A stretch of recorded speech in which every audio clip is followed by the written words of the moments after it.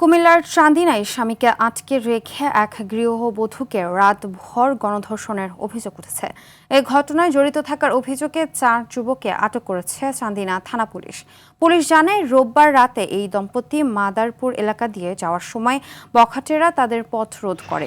স্বামীকে মারধর করে আটকে রেখে স্ত্রীকে তুলে নিয়ে যায় তারা।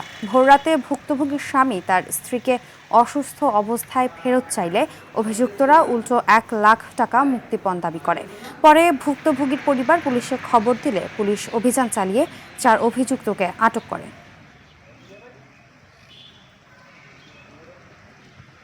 ঘটনাস্থলে গিয়ে খুঁজে ভুট্টা ক্ষেতের মাঝখানে বিল থেকে এই পত্র মামলা ভিকটিমকে উদ্ধার করেন এবং তাৎক্ষণিক কৌশলে এই ঘটনার সাথে জড়িত 4 জনকে গ্রেপ্তার করেন এবং পুলিশ হেফাজতে নিয়ে থানায় নিয়ে আসেন।